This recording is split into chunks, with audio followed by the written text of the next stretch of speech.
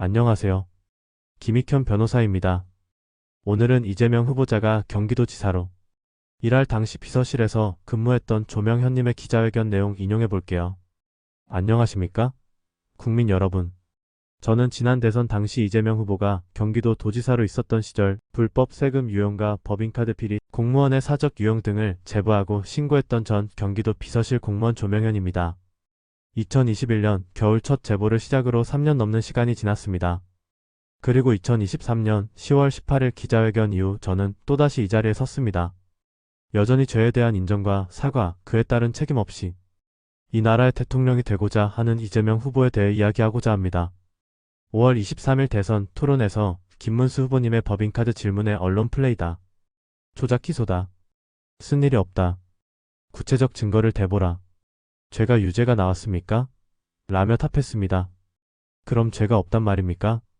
불법으로 사용한 일이 없단 말입니까? 무엇이 조작이란 말입니까? 무엇이 언론 플레이란 말입니까? 저는 텔레그램 대화 내용 녹취, 사진 등 명백한 증거와 사실만을 거짓 없이 있는 그대로 공익신고를 했습니다. 그리고 그 수많은 법인카드 사용 내역 중 오직 공직선거법 하나만 배소연 징역 10개월, 집행유예 2년 선고받았고 김혜경 씨 또한 2심 판결에서 벌금 150만 원이 선고되었습니다. 아직 이재명 후보의 법적 결과가 나오지 않았기 때문에 배소연과 김혜경의 잘못이지 본인의 잘못은 아니다. 이 말입니까?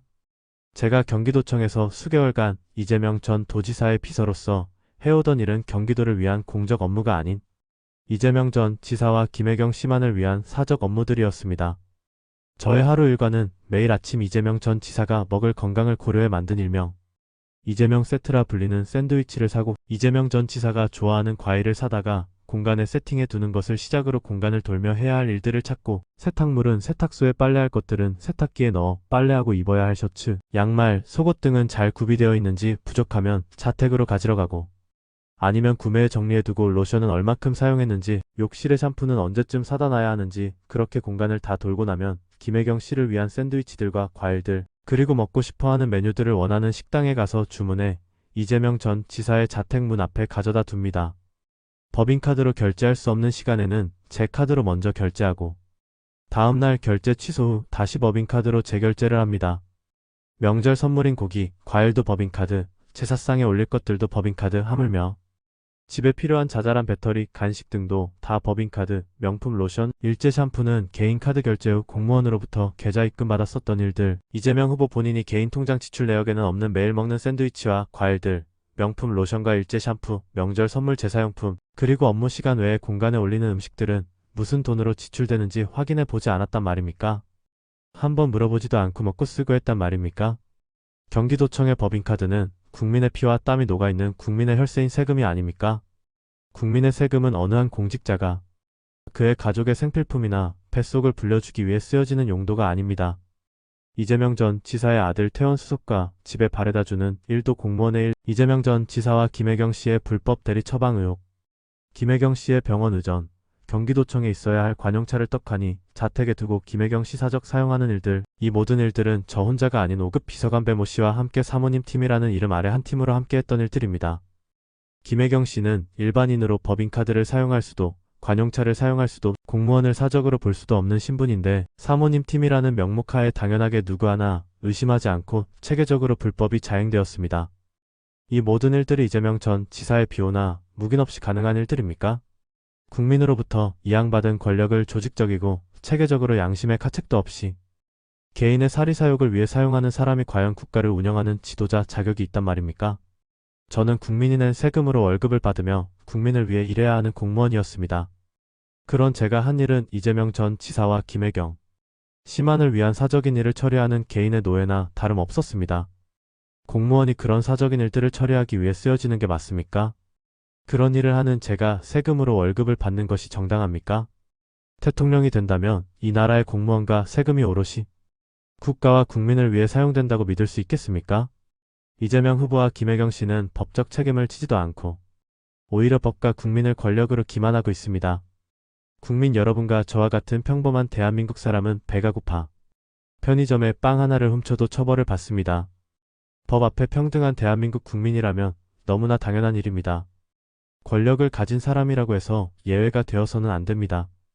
법적 책임을 묻는 시간 또한 지켜서 지연시켜서도 안 된다고 생각합니다. 대장동, 백현동, 공직선거법 위증 교사 등의 기소 사실을 말하지 않더라도 제가 직접 겪었던 경기도에서의 비리만으로도 정치인의 자격을 논할 필요조차 없다고 생각합니다.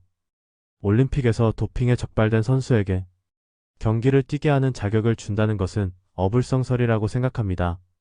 심지어 도핑에 적발되자 오직 한 사람을 위해 가지고 있는 권력의 힘으로 올림픽 규칙을 마음대로 바꾸려고 하고 있습니다. 도저히 이해도 납득도 되지 않습니다. 정치는 국민을 이롭게 하기 위해 존재합니다. 국민으로부터 엄청난 권력을 위탁받아 국민을 위해 사용해야 하는 정치인에게는 보다 많은 애국심과 청렴함을 요구하는 것은 너무나도 당연한 것입니다. 권력자가 사리사욕을 탐하게 된다면 그 책임과 손실은 오롯이 국민에게 전가될 것입니다.